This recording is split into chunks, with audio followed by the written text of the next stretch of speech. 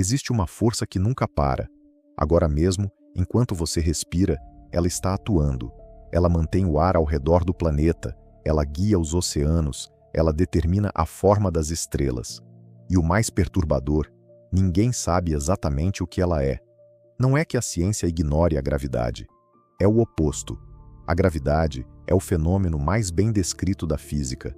Temos equações que prevêem seu comportamento com uma precisão absurda, capaz de calcular a órbita de uma sonda espacial ao longo de décadas com erro de poucos quilômetros. Mas a pergunta mais simples, a mais fundamental, a que uma criança faz no momento em que entende as palavras, ainda não tem uma resposta definitiva. Por que as coisas caem? A resposta muda dependendo de quem você pergunta. E a diferença entre as respostas revela algo profundo sobre como o universo funciona, e talvez sobre os limites daquilo que podemos conhecer. Comece por Newton. Em 1687, Isaac Newton publicou Os Princípios Matemáticos da Filosofia Natural, um dos documentos mais influentes da história humana. Nele, Newton descreveu a gravidade como uma força de atração entre massas.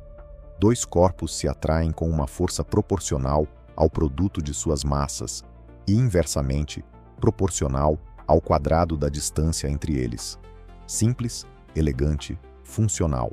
Com essa equação, foi possível explicar por que a Lua orbita a Terra, por que os planetas seguem trajetórias elípticas, por que uma maçã cai com a mesma aceleração que uma pedra. Newton unificou a física terrestre e a celestial num único formalismo matemático. Era uma conquista extraordinária. Mas Newton foi honesto sobre algo que poucos lembram. Ele não sabia como a gravidade funcionava. Ele descreveu o quê, mas recusou explicar o porquê. Em suas próprias palavras, usou uma expressão que ficou famosa: hipótesis non fingo, não forjo hipóteses. Ele sabia calcular a trajetória da Lua com precisão milimétrica, mas não conseguia dizer o que conectava a Terra à Lua através do vácuo do espaço. A gravidade agia à distância, sem contato, sem mecanismo visível. Era, na prática, uma ação mágica descrita matematicamente. Por mais de 200 anos, isso foi suficiente. A física newtoniana construiu pontes, calculou rotas marítimas, previu o retorno de cometas. A falta de explicação mecanística não impedia a utilidade prática, mas havia um incômodo latente, uma força que age instantaneamente a qualquer distância, sem nada transportando essa influência pelo espaço. Parecia mais feitiçaria que ciência. A crise veio de dentro.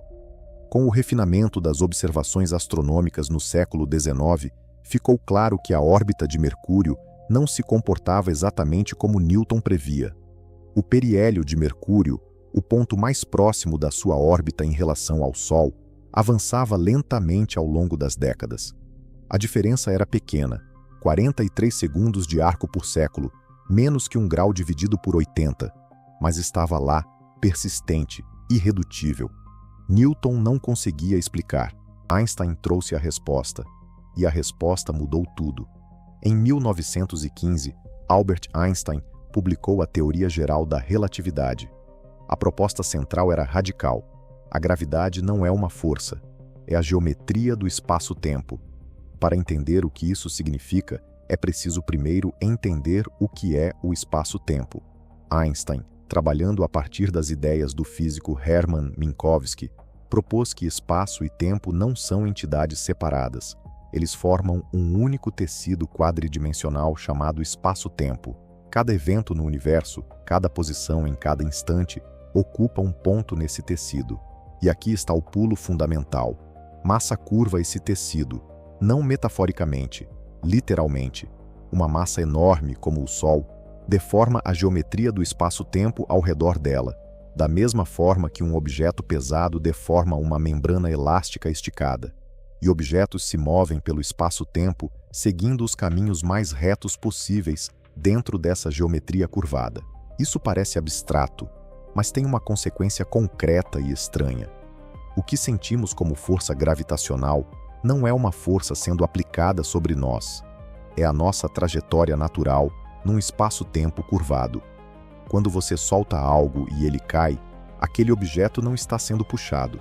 ele está seguindo o caminho mais reto disponível na geometria distorcida ao redor da Terra.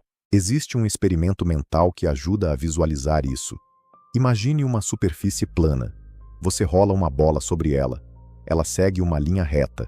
Agora coloque um peso no centro dessa superfície. Ela se curva.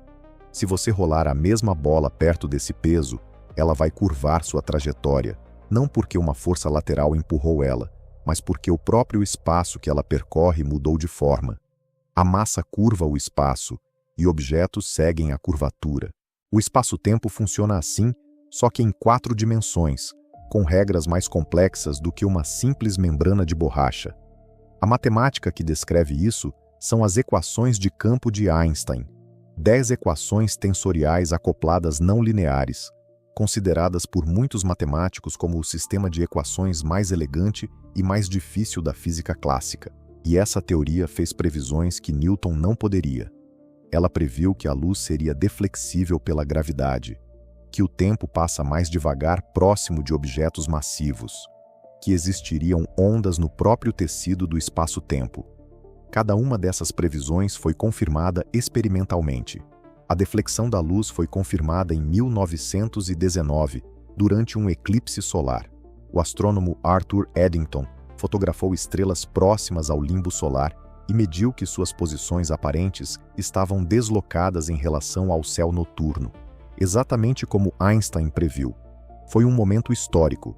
Einstein acordou famoso. A dilatação temporal gravitacional foi confirmada com relógios atômicos.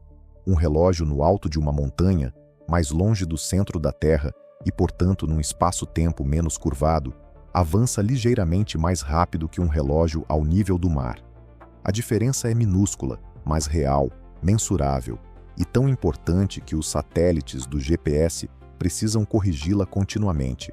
Sem a relatividade geral, os sistemas de navegação acumulariam erros de quilômetros por dia, e as ondas gravitacionais, previstas por Einstein em 1916, foram detectadas diretamente pela primeira vez apenas em 2015, pelo detector LIGO, quase exatamente 100 anos depois.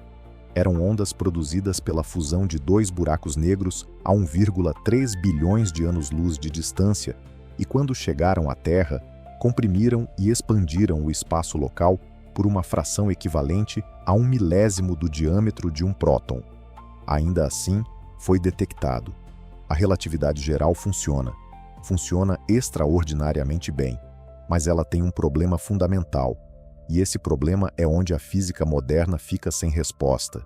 Einstein descreveu a gravidade como curvatura do espaço-tempo, mas as outras forças fundamentais da natureza, o eletromagnetismo, a força nuclear fraca, a força nuclear forte, foram descritas ao longo do século XX pela mecânica quântica e depois pela teoria quântica de campos. Nessa estrutura, forças são mediadas por partículas.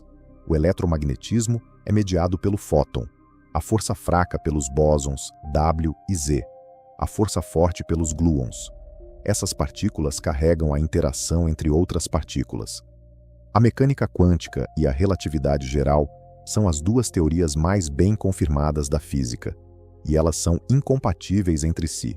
Quando físicos tentam quantizar a gravidade, ou seja, descrever a gravidade nos termos da mecânica quântica, como uma força mediada por uma partícula hipotética chamada graviton, as equações explodem. Aparecem infinitos onde não deveriam, previsões sem sentido matemático, singularidades que nenhuma técnica de renormalização resolve de forma satisfatória. A gravidade resiste à linguagem quântica. É um impasse que dura décadas.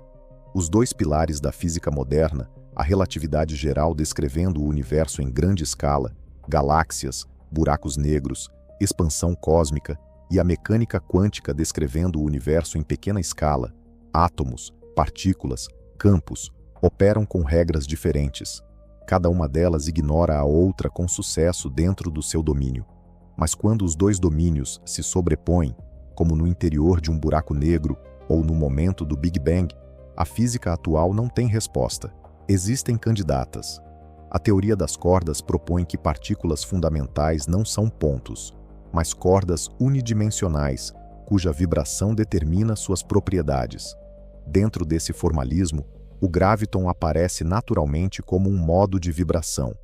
A gravidade quântica de laços propõe uma estrutura discreta para o espaço-tempo, onde o próprio espaço seria composto de quantidades mínimas, indivisíveis de área. Ambas são matematicamente sofisticadas.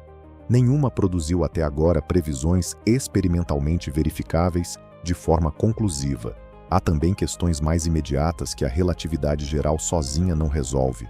A expansão acelerada do universo, confirmada em 1998 pelo estudo de supernovas distantes e que rendeu o Prêmio Nobel de Física de 2011, exige a existência de algo chamado energia escura para ser explicada dentro do modelo padrão cosmológico.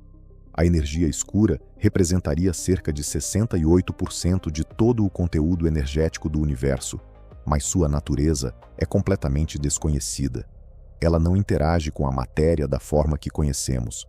Ela não emite, absorve, nem reflete luz. Sabemos que existe pelos seus efeitos gravitacionais em escala cosmológica, mas o mecanismo por trás dela permanece em aberto. Da mesma forma, a matéria escura, outro componente invisível que representa cerca de 27% do universo, é detectada apenas pelo seu efeito gravitacional sobre galáxias e aglomerados galácticos. As curvas de rotação das galáxias espirais se comportam de maneira inconsistente com a matéria visível, como se houvesse massa adicional distribuída num halo ao redor de cada galáxia. Décadas de busca experimental não identificaram a partícula responsável, ou seja, 95% do universo é composto de algo que só conhecemos pela gravidade e que não sabemos o que é. Existe ainda um detalhe que aparece raramente nas discussões populares sobre o tema. A gravidade é extraordinariamente fraca comparada às outras forças. A força eletromagnética entre um próton e um elétron é aproximadamente 10 elevado à 36 vezes mais intensa que a força gravitacional entre eles. 36 ordens de magnitude de diferença. Por que a gravidade é tão fraca? Não existe resposta aceita. Algumas teorias propõem que a gravidade seria diluída porque ela vazaria por dimensões extras do espaço que as outras forças não acessam, mas isso permanece especulativo. A fraqueza da gravidade tem uma consequência direta na sua vida. Ela permite que os átomos existam. Se a gravidade fosse mais forte na escala atômica, dominaria as interações subatômicas e a química não existiria como a conhecemos. A fraqueza da gravidade é, em certo sentido, uma condição para a existência da matéria complexa e, portanto, uma condição para a existência da vida. Na escala humana, a gravidade é constante, invisível, inescapável. Ela determina a postura do seu esqueleto, que evoluiu para resistir ao seu campo. Ela determina a circulação do seu sangue, que o coração bombeia contra a sua direção. Ela determina a forma das montanhas, que só existem até a altura em que a pressão gravitacional excede a resistência do material. Ela determina a escala dos seres vivos, porque um animal maior precisa de ossos proporcionalmente mais espessos para não colapsar sob seu próprio peso. Um inseto pode ter pernas finas como palitos, porque sua massa é insignificante na escala gravitacional. Um elefante não pode ter essa proporção. Ela determina também a estrutura dos astros. Uma estrela existe enquanto a pressão da fusão nuclear no seu núcleo equilibra a gravidade tentando colapsá-la. Quando o combustível acaba, a gravidade vence. O que acontece a seguir depende da massa. Estrelas como o Sol se tornam anãs brancas.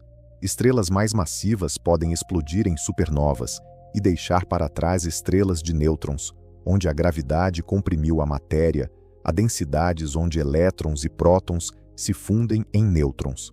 Acima de um certo limiar de massa, nada resiste. A gravidade colapsa tudo num ponto de densidade infinita, envolvido por um horizonte de eventos de onde nem a luz escapa. Um buraco negro. Os buracos negros são o lugar onde a relatividade geral encontra seus próprios limites. No interior da singularidade, as equações de Einstein prevêem densidade e curvatura infinitas. Físicos interpretam isso não como uma descrição da realidade, mas como um sinal de que a teoria chegou ao fim do seu domínio. A singularidade é onde a física quântica deve entrar, onde uma teoria de gravidade quântica seria necessária e onde ainda não chegamos. Voltamos ao começo. A pergunta parece simples: o que é a gravidade? E ao longo de mais de 300 anos de desenvolvimento científico, a resposta evoluiu de força misteriosa, que age à distância para a curvatura do espaço-tempo produzida pela massa, de uma regra matemática para uma propriedade geométrica do universo, de uma equação para uma descrição da estrutura fundamental da realidade. Mas a resposta mais profunda, a que une a gravidade com as outras forças, a que descreve o comportamento gravitacional na escala quântica, a que explica por que a gravidade tem a intensidade que tem, ainda não existe. E esse vazio é incômodo de uma forma particular, porque a gravidade é a força que dá estrutura ao universo em larga escala. É ela que reuniu o gás primordial em estrelas, que reuniu estrelas em galáxias, que moldou a teia cósmica na qual todo esse universo se organiza. É ela que mantém os planetas em órbita e que permite a existência de superfícies sólidas onde a vida pode surgir. E o estranho é este: temos uma descrição dessa força que funciona com precisão extraordinária para praticamente todas as situações relevantes, do queda de uma chave ao movimento de galáxias, e ao mesmo tempo não sabemos o que ela fundamentalmente é. Sabemos com precisão o que ela faz e não sabemos o que ela é. Existe algo quase filosófico nessa situação. A ciência é muitas vezes apresentada como o conjunto das coisas que sabemos, mas em seu melhor momento, ela é o mapa cuidadoso do que sabemos, com suas fronteiras claramente marcadas, além das quais está o que ainda não entendemos. A gravidade está em ambos os lados desse mapa, está no centro do que a física descreve com maior precisão, e está nas fronteiras mais profundas do desconhecido. A maçã que caiu não gerou apenas uma lei, ela abriu uma pergunta que ainda não fechou. E quanto mais longe a física avança, mais clara fica a dimensão do que falta entender. A gravidade não é apenas a força que mantém os pés no chão, é o enigma que mantém a física em movimento. A gravidade é a força mais familiar e mais estranha do universo. Ela está em tudo, e ainda assim escapa a toda explicação completa. Se esse vídeo te fez olhar para o chão de forma diferente, deixa o like, porque ele ajuda esse tipo de conteúdo a chegar em mais pessoas. E se você quer continuar explorando as perguntas que a ciência ainda não conseguiu fechar, se inscreve no canal Mundo da Ciência. Toda semana tem um novo tema esperando por você.